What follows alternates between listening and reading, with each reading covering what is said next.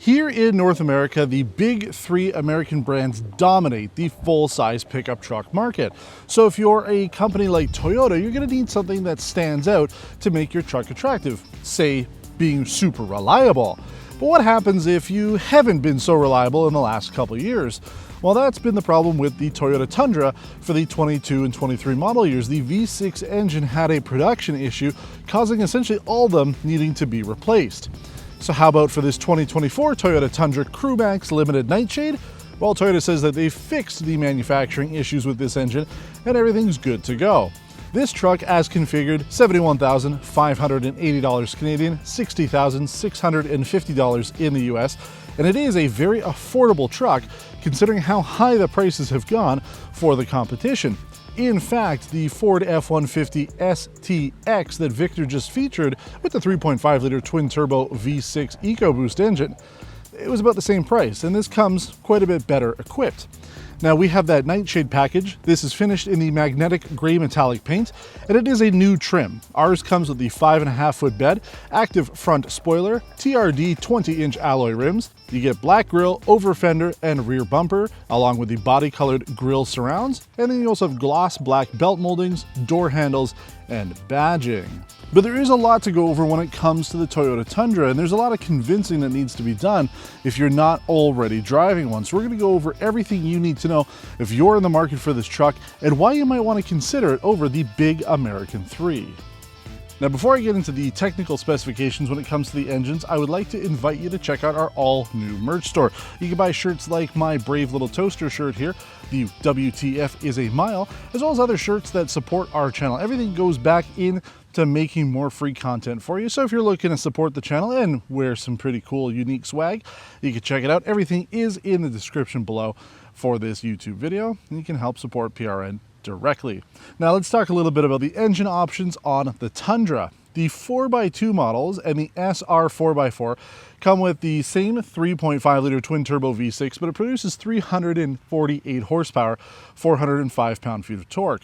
Going up to the 4x4 like we have here in the Limited, you get 389 horsepower, 479 pound-feet of torque. Those are pretty good numbers out of a V6. Now, Toyota also offers the iForce Max hybrid engine, same engine with a hybrid system, producing 437 horsepower, 583 pound-feet of torque. That can tow up to 11,000 pounds.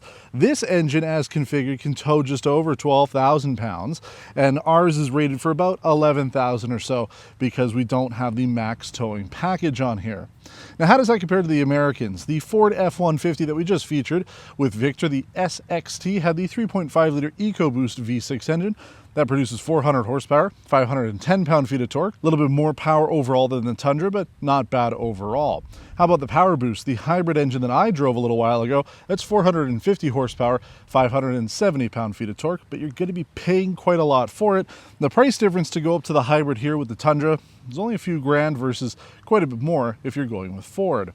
GM's 5.3-liter V8 engine produces 355 horsepower, 383 pound-feet of torque, so not quite as much as what we've got here. You go up to the 6.2-liter, you're getting 420 horsepower, 460 pound-feet of torque, pretty good numbers overall. And then GM does offer their 3-liter Duramax turbo diesel engine that produces 305 horsepower, 495 pound-feet of torque. Go over to Ram. For 2025, there's only two engine options. We're not going to talk about the V6, but we will talk about the new 3-liter Hurricane inline-six engine that produces 420 horsepower, 464 pound-feet of torque. They also have a high-output version of that, producing 540 horsepower and 561 pound-feet of torque. So overall, the Tundra might not have as much power as some of the competition, but it still does get quite a bit of fuel efficiency as well as performance out of this engine. When it comes to the Tundra, Toyota offers Toyota Safety Sense 2.5 as standard across the board. No matter what trim or configuration you're going with, all of these features come as standard. And that includes things like pedestrian detection and braking, including left and right turning, as well as oncoming, vehicle detection with automatic braking, again, left and right turning, as well as oncoming. We also have lane trace assist, automatic high beams, the pre-collision system, dynamic radar cruise control, lane departure with steer assist, pre-collision with emergency steering, as well as the sway warning system. So you do get quite a bit of standard safety tech when it comes to this vehicle. Other things we have here are LED lights with LED fog lights and LED exterior lighting overall. We have keyless entry, but no remote start, power folding mirrors, and we are missing running boards. That's something that you have to add on as an accessory, and it is something that I would recommend getting for this. The truck does sit a little high, making it even a little difficult for somebody like me to get in of, and as well as my family, they would have all preferred to have the running boards, but those are accessories that you can option from Toyota. Now, when it comes to this generation Toyota Tundra, the traditional leaf spring system that you're going to find on almost every other pickup truck has been replaced with a coil spring system. Why is that important? Well, if you're driving along, you're going to notice that the ride quality is just a little bit better with coil springs, especially if you're driving unladen. That means you've got nothing in the bed. Most pickup trucks use leaf springs. Some of them now do offer an air suspension, which is an option on some trims for the Tundra, but replacing the leaf springs with a coil spring just makes the ride a little bit better. And as we talk about it on the road, you'll find out that it has been pretty smooth and almost more SUV-like than pickup truck. So it is nice to be able to drive a truck that has just a little bit better ride overall. Now, it's not just the suspension that makes the Tundra a little different from other full-size pickup trucks. The bed itself is made out of a composite material. It's a sheet molded compound with an aluminum cross member in the bed. That means that there is added rigidity and lighter weight to it, and then from the factory, it's a little bit better for dent and rust protection. Because it's essentially like a plastic material, you can be a little bit more rough with it compared to, say, a regular untreated bed. So the regular metal bed that comes from the factory, this will be a little bit better. Now, some folks might still want to do a spray-in bed liner because this material itself is relatively smooth. So the tripod that I'm using for the camera here, I had it in the bed here. It would kind of slosh around, kind of run down these tracks a little bit just because the material is smoother compared to, say, a tough bed from Ford, or if you're using like Line-X, things like that. Those are pretty good overall spray-in bed liners. This can kind of get the job done, but I think some people may still want to go with a spray-in. Depends on what you're going for. You can see that we also have some built-in sort of dividers. You can make your own sort of parcel shelves and dividers in the bed here. There's a little place above the wheel wells, and then a little bit closer to the front. We also have a 400 watt or 120 volt outlet just located right here, along with LED lighting, as well as some anchors to be able to tie things down. So overall, pretty functional bed out of the 5.5 foot bed. LED lighting throughout works pretty well. And for me, this is the way I do it. If I'm not putting a whole lot of things that are going to be moving around in here, whether you're going to be tying it down or not, this should work out fine. Jumping on the interior of the 2024 Toyota Tundra, we do find a 14-inch Toyota multimedia infotainment system that has wireless Apple CarPlay and Android Auto, as well as a 9-speaker audio system, navigation, and a backup camera. We also have a Qi-compatible wireless phone charger, which for the most part has worked out with my iPhone 12. Dual zone automatic climate control, 8-way front seat adjustment with 2-way power lumbar. Those are nice, those are power options. Heated and ventilated front seats with a heated steering wheel, and you can get heated and ventilated rear seats if you go up in trim. Same with things like a head-up display and surround view camera system.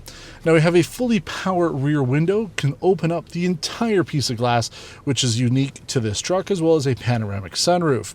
Now the interior itself, kind of plasticky, especially the dashboard, very hard materials throughout. And for the most part, it's functional and straightforward, which we usually expect from Japanese automakers. There isn't anything to confuse people. A lot of button controls, physical controls for things. I do like the fact that there are armrests built into the top portions of the door cards here, allowing folks to open up their windows and have their arm rest comfortably as they're cruising along. So those are nice features to have there. But for the most part, it's what you would expect. Seats themselves are a synthetic leather. They are comfortable, and there is space in all 5 seats. However, the Toyota Tundra does have a hump in the transmission tunnel, meaning the third passenger in the rear might not have as much space as they were expecting. You might have your knees up a little bit higher, making it slightly less comfortable if you do have 5 people in this truck.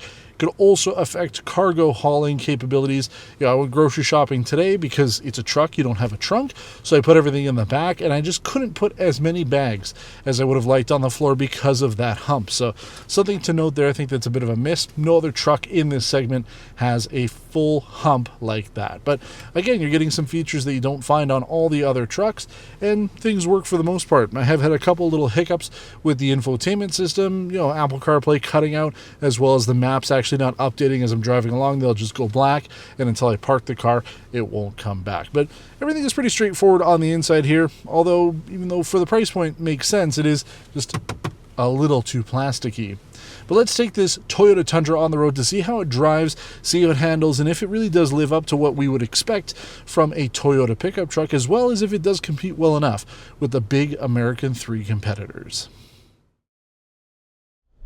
Now that we're on the road, let's talk a little bit about our fuel efficiency results. We completed our 100-kilometer test loop in eco mode and two-wheel drive in 12.4 liters per 100 kilometers, which is pretty respectable for a full-size pickup truck. Now, we haven't done a number of them on the test loop yet, but the F-150 Power Boost that I did, that completed it in 8.8 liters. So you have a hybrid engine, it's going to do a lot better, and not necessarily on the highway, but when you're driving on the roads in town, country driving, which is about a 20% portion of our driving test loop, it adds up. So, I'd be very curious to see how the iForce Max Hybrid does when it comes to the Tundra, because I just think that it would be my choice, at least when it comes to an engine. You want to have that hybrid, so Toyota's kind of a leader in that. So we'll see if we can get that down the road. But let's talk a little bit about how this car drives, rides, and performs. Again, we talked about the coil springs in the back gives this vehicle a little bit better ride as you're driving along. Certainly a little bit more SUV-like, which is what you would want. And I'm not doing truck stuff with this vehicle, right? I'm driving it around as I would any other vehicle that we have here on test drive. So for me, whether I have things in the back or not, I ultimately want a smooth ride. So everybody's been comfortable in this vehicle. Everybody likes it so far. I'd say that overall payload capabilities are good on this. As configured, this specific truck payload is 1,390 pounds, not bad. Overall payload, if you remember, is all the occupants plus whatever you have inside the truck and bed. Doesn't include the trailer, but you do need to include that information into your trailer in calculation. So just keep that in mind. So it's a pretty good number. A lot of the higher end trucks, because there's so much stuff on them, you lose out on payload. So I think this is a good mix overall. But like I said, the ride has been pretty good. Interior noise control is very good as well. We have an acoustic laminated windshield that helps to reduce some of the road noise. You almost don't hear anything. The tires themselves are good. They're not off-road spec tires, so they're quiet, and going over bumps and everything has been pleasant with this truck, so I have enjoyed that aspect of it. Overall performance, not too bad either. I've kept it actually in eco mode for the most part. You do have a drive mode controller down here, and then you have a tow haul mode, as well as your transfer case. There's no automatic mode, so you have to decide whether or not you're in two-wheel high, four-wheel high, or four-wheel low. I've kept it in two-wheel, and I've kept it in eco mode. That's how I drive this vehicle, and it's been pretty good. I'm not expecting phenomenal fuel numbers out of a vehicle like this, because it's still a pickup truck. But for the most part, we're still doing pretty well overall when it comes to fuel efficiency. We're currently sitting at 15.6, and after coming back from our test loop, it has essentially all been in city. I haven't done any highway driving. I've done a little bit of country road driving, but for the most part, it's been in city, and that's pretty good overall. But I think the big things that you look for when you're buying a pickup truck, after the towing and hauling capabilities, which not everybody's going to be using, it's more for bragging rights, but it's the overall comfort. I like the seats. They're not full leather, and that's fine. I really do appreciate having these armrests built in.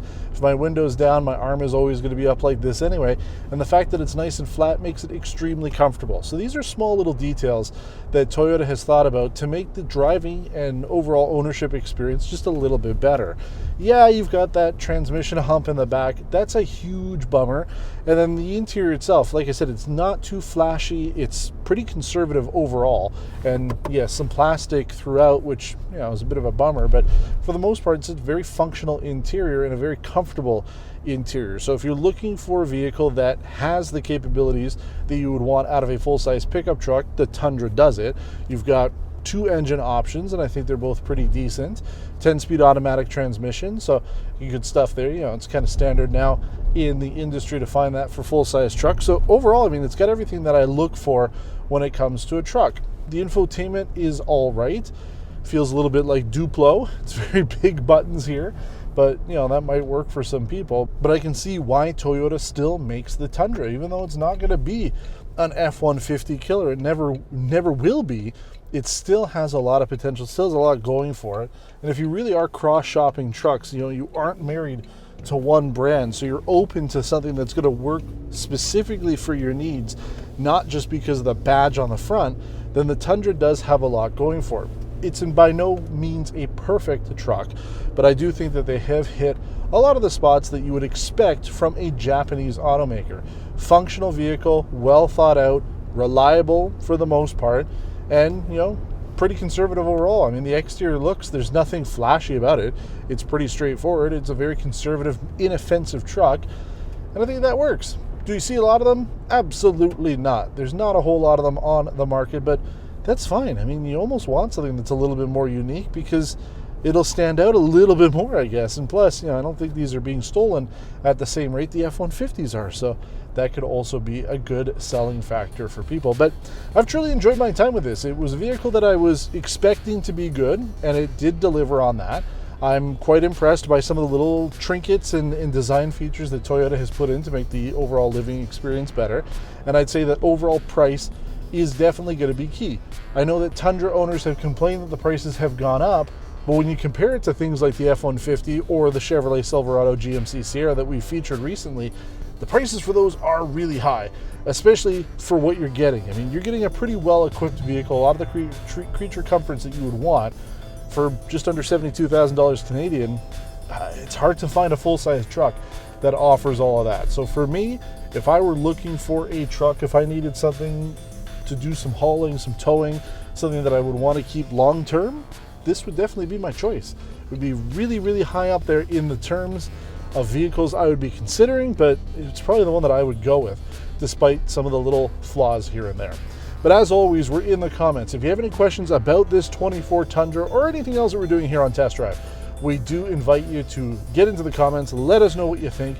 Tell us about the vehicle. If you've got one too, we want to hear from you.